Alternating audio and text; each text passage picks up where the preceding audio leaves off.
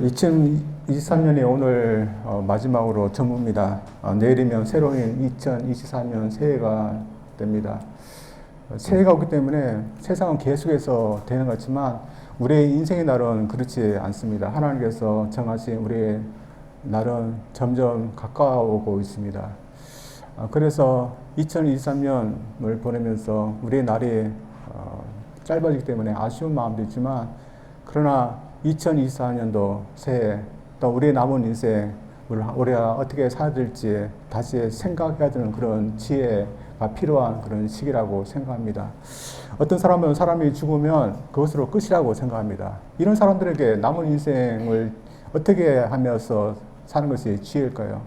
또 어떤 사람들은 우리 인생은 다음 생에 또 있기 때문에 계속 반복됐다, 그렇게 생각하는 사람들도 있습니다. 그 사람들은 우리 인생은 이것으로 끝나지 않는다, 그렇게 생각합니다.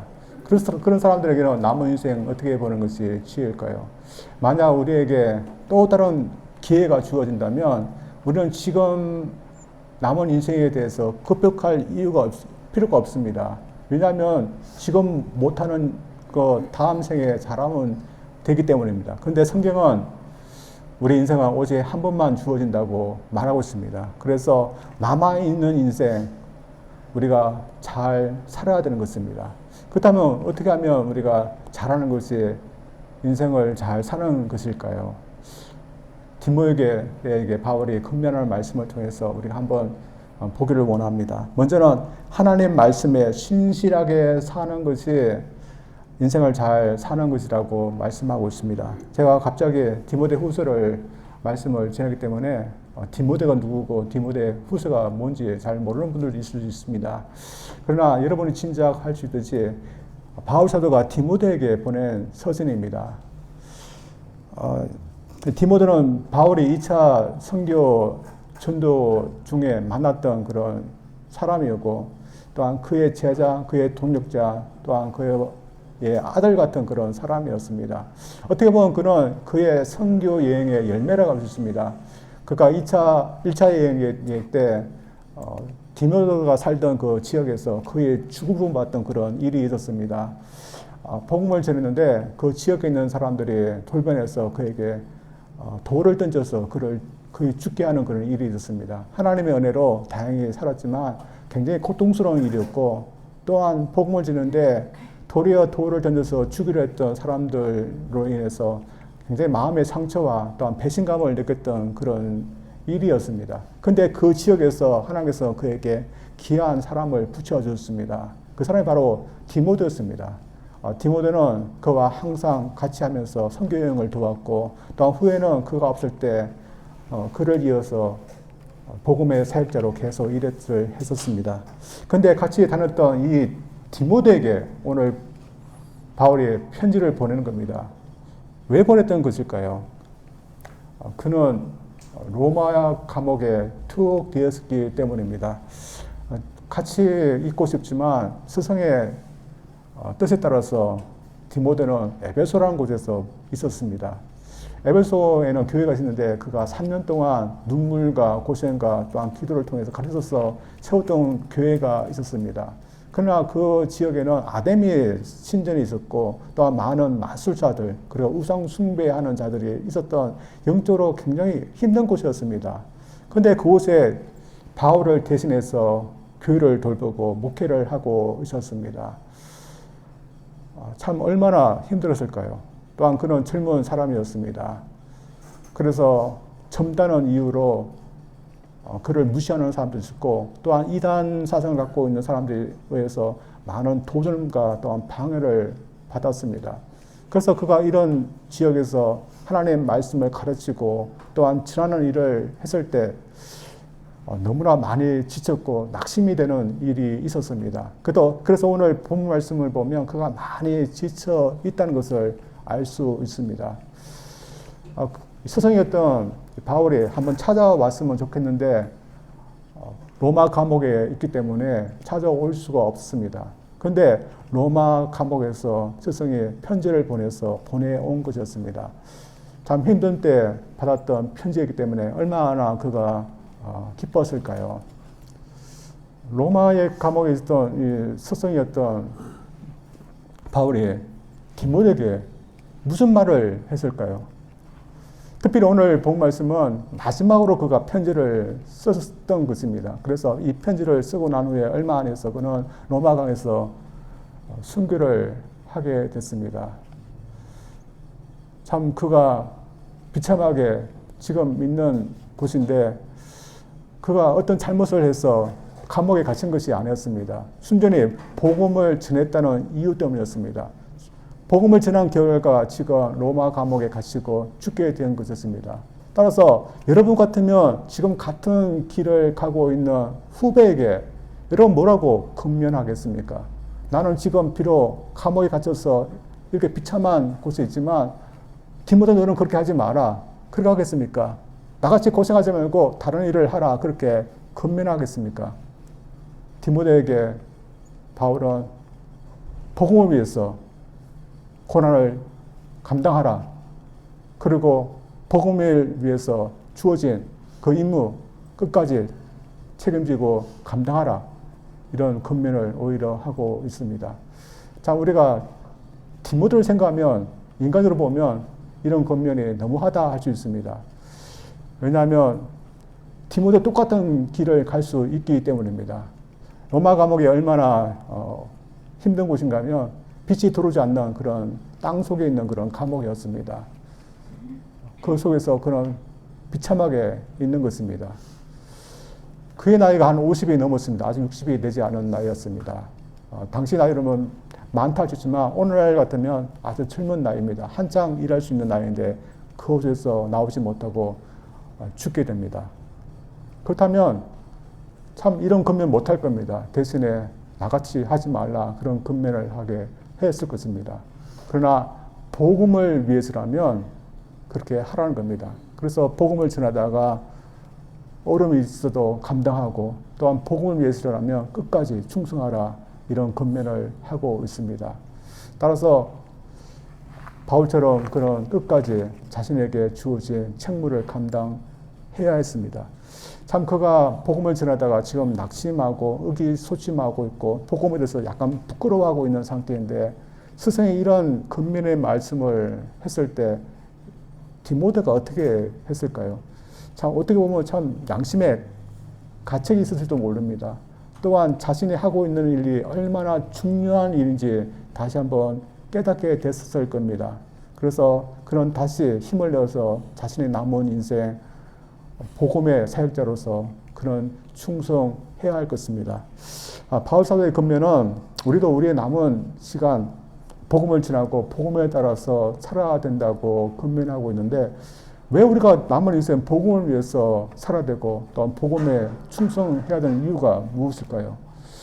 이 말씀을 바울 사도는 디모데후서 3장 15절에서 말하고 있습니다. 한번 읽겠습니다. 또 어려서부터 성경을 알았나니 성경은 능히 너로 하여금 그리스도 예수 안에 있는 믿음으로 말미암아 구원에 이르는 지혜가 있게 하느니라. 바울이 말하는 성경은 구약 성경뿐만 아니라 주님의 명령을 받아서 전하고 있는 복음도 포함하는 겁니다. 근데 이 성경이 어떻다는 겁니까? 능히 너로 하여금 그리스도 안에 있는 믿음으로 말미암아 구원에 이르게 하는 지혜를 주는 것이라고 말씀하고 있습니다. 다시 말해서 복음, 성경은 어떠다는 겁니까? 구원을 주는 것이라고 말하고 있습니다. 그래서 다시 성경에 대해서 말하기를 하나님의 감동으로 된 것으로 교훈과 책망과 바르게 함과 의로 교육하기에 유익하다고 말씀하고 있습니다. 따라서 바울 사도는 디모데에게 명령이지만 또한 권면의 말씀을 하고 있습니다. 모두 말씀을 전하는 그런 권면, 명령을 하고 있는데 한번 보겠습니다. 2절과 5절입니다. 너는 말씀을 전파하라. 때를 얻든지 못 얻든지 항상 인치라. 범사에 오래 참음과 가르침으로 경책하며 경계하며 권하라. 또 5절입니다. 그러나 너는 모든 일에 순종하여 고난을 받으며 전도자의 일을 하며 내 직무를 다하라. 디모데에게 맡겨진 일이 얼마나 귀한인지 다시 일깨워서 하도록 권면하고 있는 그런 말씀입니다. 저희들도 마찬가지라고 생각합니다. 우리가 2023년 지나고 2024년 새해가 되면서 우리의 인생을 어떻게 살 건지 다시 한번 저희들이 생각하는 그런 시기에 우리에게 또 마찬가지로 주어지는 그 근면의 말씀이라고 생각합니다. 이 근면의 말씀처럼 우리의 남은 인생 복음의 사역자로 복음을 전하고 복음에 따라서 사는 때 우리의 인생을 쓰겠습니까? 구원에 이르게 하는 지혜가 성경 말씀에 있고 또한 우리 인생을 경치하고 바르게 하고 의로 교육하게 하는 것이 성경 말씀에 있으면 우리는 하나님 말씀에 의해서 우리는 살아야 됩니다. 그리고 그렇게 할 때 우리는 후회하지 않는 인생을 살게 되는 것입니다. 우리가 건강하든지 건강하지 않든지 또한 우리가 부하든지 가난하든지 간에 우리가 살아가는 그 인생길에 구원을 인도하지 않는 길을 우리가 평생 살아갔다. 그래서 더 이상 우리가 시간이 없다 하면 이보다 더 후회스러운 일이 어디 있겠습니까? 그러나 하나님의 말씀은 우리에게 구원을 이루게 하는 지혜를 주기 때문에 우리가 후회하지 않는 인생을 살기 위해서는 하나님 말씀을 의지하고 또한 그 말씀의 인도 가운데서 살아야 되지 후회하지 않는다. 그렇게 말씀하고 있습니다. 이러면서 우리는 얼마 동안 하나님의 말씀의 인도 가운데서 우리 인생을 살려고 우리가 하고 있습니까? 사실 하나님 말씀이 그렇게 재미있는 것은 아닙니다. 그래서 설교를 보면 자는 분도 있습니다. 그리고 우리가 아침에 일어나면 재미있는 것을 먼저 보게 됩니다. 재미있는 게 뭘까요? 뭐 신문이든지 소설이든지 잡지든지 그런 것입니다. 옛날 같으면 그리스 로마 신화, 당시에 많은 사람들이 지어냈던 신화 같은 것을 사람들이 많이 보았습니다. 그래서 우리는 아침부터 이런 것을 보고 성경 말씀은 잘 읽지 않습니다. 그리고 우리가 이런 것을 볼 때 재밌는 것을 이야기글을 우리가 읽을 수 있고 또 우리가 좀 더 학생이 있는 것을 우리가 보게 된다면 우리가 좀 더 유식할 수도 있습니다. 그러나 우리가 이런 것을 통해서는 구원에 이르는 지혜를 우리가 발견할 수 없습니다. 그러나 성경은 우리가 읽기 힘들고 어떤 경우에는 참 지루할 때도 있지만 우리가 하나님 말씀을 읽어갈 때 구원에 이르는 지혜 우리가 갖게 해줄 줄 믿습니다. 그래서 하나님 말씀은 우리를 하여금 바르게 사는 인생이 무엇인지 가르치고 특별히 하나님을 경외하고 하나님을 알게 하고 또한 구원자 되시는 예수님을 인도하는 게 한다고 믿습니다. 따라서 그 인도 가운데서 사는 자가 후회하지 않는 그런 인생을 살게 되는 것입니다. 오늘날 보면 하나님의 말씀대로 따라서 인도대로 살려고 하지 않는 사람들이 많이 있습니다. 신학교를 나와서도 그렇게 하지 않으려는 그 사람이 있었습니다. 그런 신학교를 나와서 목회를 했는데 그렇게 하지 않고 동양책들 또한 그런 경전들 또한 철학들을 많이 보았습니다. 그리고 동양의 철학 또한 종교에도 구원에 이르는 지혜가 있다. 그렇게 생각했습니다. 그리고 그것이 맞다고 자기도 믿고 또한 다른 사람들에게도 가르치고 있습니다. 그러나 동양의 어떤 종교, 철학에는 우리로 하여금 구원에 이르게 하는 그런 지혜가 없는 겁니다. 오직 하나님 말씀만이 우리로 하여금 구원에 이르게 하는 지혜가 있고 또 우리가 잘못 살면 우리를 바르게 다가가고 책망하기도 하고 우리를 근면에서 구원에 이르도록 우리를 이끄는 그런 책이라고 믿습니다. 그래서 저희들이 올해 지나고 새해 우리 인생 우리가 누구에 의해서 우리가 인도받아야 될지 우리가 다시 한번 생각을 원합니다.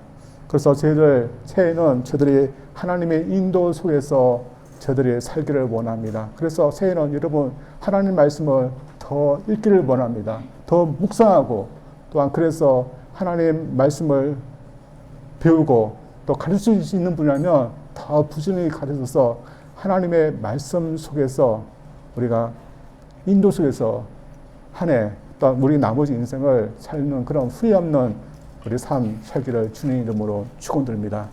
두 번째는 주님의 상급을 줄 수 있는 인생이 되기 위해 우리의 남은 인생 살아야 된다는 것입니다. 바울서는 지금 로마 감옥에 갇혀 있습니다. 누가 심판해서 이렇게 로마 감옥에 갇혀 있는 것일까요? 로마 황제가 그렇게 했습니다. 로마 황제는 죄인이라면서 로마의 감옥에 그를 가두었고 또한 사형 선고를 또 내려서 그런 죽게 될 겁니다. 그러나 궁극적으로는 바울도 우리도 심판할 사람은 로마 황제가 아니라 우리가 믿고 있는 예수님이 있습니다. 이것을 바울은 확신했습니다. 그래서 1절 말씀에도 산자와 죽은 자를 심판하실 그리스도 예수 앞에서 라면서 예수님이 심판자라는 것을 그런 확실하게 믿었습니다. 그래서 모든 사람들을 심판하실 분은 하나님이시고 또한 예수님이시라는 것을 그런 믿었습니다. 그래서 그는 비록 감옥에 갇혀 있고 비참한 상태에 있었지만 그러나 그런 로마 황제가 하는 그 심판 때문에 자기 인생을 비관스럽게 생각하지 않았습니다. 그의 심판자 되시는 예수님께서 어떻게 심판하실 것을 바라보면서 그런 소망했고 또한 그로 인해서 그런 위안을 삼았습니다. 예수님이 어떤 심판자일까요? 오늘 본 말씀은 의로우신 심판자라고 말하고 있습니다. 불공평하기도 하지도 않게 하고 억울하기도 하지 않고 하는 심판을 하신다는 그런 의미입니다. 따라서 그는 예수님께서 자신에게 어떻게 할 것을 그런 알았기 때문에 그 감옥 속에서도 그런 디모데에게 담대하게 주님께 충성하라, 복음을 위해서 충성하라 그렇게 권면하고 있는 겁니다. 자신은 예수님께서 자신에게 어떻게 할지 또한 디모데가 그 권면의 말씀을 듣고 다시 주님께 충성하면 예수님께서 어떻게 할지 그런 예수님을 믿고서 이런 말씀을 하고 있는 겁니다. 따라서 그는 다시 디모데에게 자신의 인생에 대해서 확신을 가지면서 말하고 있습니다. 한번 보겠습니다. 6절에서 8절까지입니다. 관제와 같이 벌써 내가 부음이 되고 나의 떠날 기약이 가까웠도다. 내가 선한 싸움을 싸우고 나의 달려갈 길을 마치고 믿음을 지켰으니 이제 후로는 나를 위하여 의의 면류관이 예비되었으므로 주고 의로우신 재판장이 그날에 내게 주실 것이니 내게만 아니라 주의 나타나심을 사모하는 모든 자에게니라. 그는 의로운 재판장이신 예수님이 자신을 위해서 준비하신 의의 면류관이 지금 준비되어 있고 기다리고 있다고 그렇게 말하고 있습니다. 또한 4장 18절입니다. 주께서 나를 모든 악한 일에서 건져내시고 또 그의 천국에 들어가도록 구원하시리니 그에게 영광의 세세의 무궁토로 있을지어다. 아멘. 바울은 이런 것이 자신의 앞에 있다고 말하고 있습니다. 이런 것이 있기 때문에 그는 자신의 인생이 헛되게 살아지 않다. 감옥에 있지만 그는 기뻐하고서 소망하면서 오히려 확신 가운데 금민하고 있는 겁니다. 이것은 저희들도 마찬가지라고 믿습니다. 이러면서 우리 인생 앞에는 지금 무엇이 우리 앞에 있을까요? 바울이 보면서 기뻐했던 것이 우리 인생 앞에도 있는 것일까요? 우리가 바울처럼 한다면 우리 앞에도 그가 기뻐했던 것이 분명히 있을 줄 믿습니다. 따라서 우리에게도 이런 것이 있기 위해서는 바울처럼 해야 됩니다. 바울이 어떻게 살았을까요? 그는 먼저 자신의 죽음이 임박했다는 것부터 먼저 이야기하고 있습니다. 6절에 나와 있는 관제와 같이 벌써 내가 부음이 되었다 그런 말입니다. 관제가 뭔가 하면 하나님께 제사를 드릴 때 포도주 같은 것을 제단에 부어드리는 것을 말합니다. 자신의 목숨을 하나님을 위해서 부어드렸다는 것입니다. 또 이렇게 말합니다. 나의 떠날 기억이 가까웠다. 이것 또한 죽음이 가까웠다는 것을 말합니다. 그러면서 하는 말이 나는 선한 싸움을 싸웠다. 그리고 나의 달릴 길을 마치고 믿음을 지켰다. 이런 말씀을 하고 있습니다. 그가 선한 싸움을 싸웠다. 나의 달릴 길을 다 마쳤다. 그 말이 무엇일까요? 운동장에서 달리기를 하는 운동선수가 자신이 달려야 할 것을 다 마쳤다는 그런 의미입니다. 이것은 단거리 달리기가 아니라 장거리 달리기를 말하는 것일 것입니다. 여러분도 학창시절 때 800m나 1000m를 뛰어보았을 겁니다. 저도 1000m를 뛰었는데 뛸 때마다 꼴찌를 했습니다. 근데 꼴찌를 할지라도 그 먼 거리 헉대면서 힘들지만 다 달렸을 때 그 기분은 달려본 사람만 압니다. 꼴찌를 할지라도 그래도 기분은 좋았습니다. 지금 이 경기를 하고 있는 바울은 누구봐도 1등으로 뛰었을 것입니다. 그래서 그가 1등을 뛰었기 때문에 의로우신 재판이신 예수님께 그에게 그에 맞는 그런 면류관과 또한 상급을 주었을 것입니다. 그러나 그는 자신이 1등을 했기 때문에 의의 면류관이 있고 상급이 있다 말하지 않고 나에게 주어진 달려갈 길을 내가 마쳤기 때문에 나에게 주어진 믿음을 내가 지키기 때문에 주님께서 나에게 이런 것을 주신다 그렇게 고백하고 있습니다. 따라서 오늘날 보면 1등, 2등, 3등 그렇게 상명 주시지만 주님은 우리 주님께서 우리에게 맡기신 그것을 우리가 충실히 하는 그 모든 자에게 다 이렇게 면류관을 주고 또한 상급을 주시기 때문에 우리도 이런 면류관과 또한 상급 받을 수 있다고 믿습니다. 이런 의미에서 오늘 본 말씀에는 그런 상급과 면류관을 받는 사람들이 많이 나와 있습니다. 먼저 디모데입니다. 디모데는 지금 잠시 낙심하고 있지만 에베소에서 충성스럽게 복음 사역자로서 그는 있었습니다. 또 누가입니다. 누가는 11절에 보면 그가 바울과 함께 있었다 그렇게 말하고 있습니다. 바울과 함께 감옥에 있기 위해서 그는 시종으로서 있었습니다. 의사이지만 그러나 복음을 위해서 그는 고난을 감당했던 그런 사람이었습니다. 그리고 마가입니다. 한때 선교여행을 하다가 중도 포기했지만 그는 다시 돌이켜서 바울에게 꼭 필요한 사람이 되었습니다. 그도 충성했던 겁니다. 그러나 데마는 어떨까요? 오늘 본문 말씀은 데마에 대해서 좀 좋지 않게 나옵니다. 그는 10절 보면 그는 이 세상을 사랑하여 나를 버리고 데살로니가로 갔다고 말했습니다.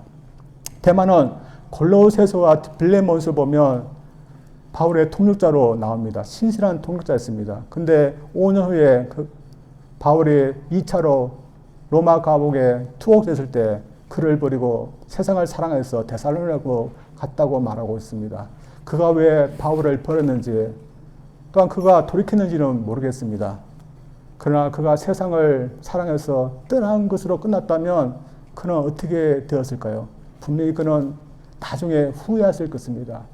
그러나 지금 힘들지만 다시 힘을 내어서 주님께서 그에게 맡기신 복음을 전하는 일에 충성했던 디모데, 참 그는 다 달리고 난 후에 이 바울처럼 내가 다 했다 그렇게 분명히 그런 후회하지 않는다 하면서 그런 기쁨의 그런 소리를 쳤을 것입니다. 그리고 나머지 바울의 동료들도 마찬가지로 완주해왔기 때문에 그들에게는 멸관이 있고 후회하지 않았을 것입니다.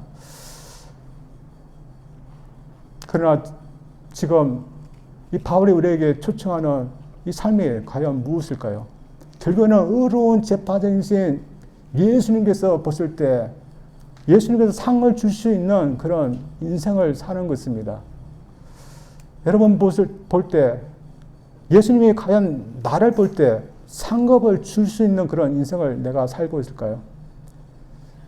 예수님은 우리 모두에게 다 임무를 주었다고 믿습니다. 목사로서는 말씀을 전하고 전도하고 또한 설교하고 가르치는 양들을 돌보는 그 일에 저를 맡겼습니다. 여러분들은 또 마찬가지입니다. 집사님이라면 집사님으로서 교회를 돌봐야 할 일이 있습니다. 내가 평신도입니다. 나에게 아무런 임무가 있는 것은 아닙니다. 내가 주님의 말씀을 듣고 묵상하고 또한 빛과 소금으로서 또한 봉사하고 살아야 되는 그런 임무 나에게 있습니다. 그 임무에 내가 충성하면 다른 사람들은 알아주지 못하지만 예수님은 알아준다는 겁니다. 그리고 우리에게 그만큼 상급을 준다는 겁니다. 오늘날 많은 사람들이 특히 그리스도인 중에서 겨우 구원받을 만큼만 믿음 생활하는 그런 분들이 있습니다.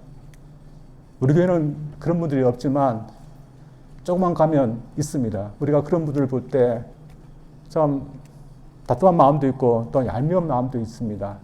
그러나 그렇게 겨우 구원받을 만큼만 믿음 생활하고 주님께 충성하지 않고 사는 것이 인생을 잘 사는 것이 아니라는 겁니다.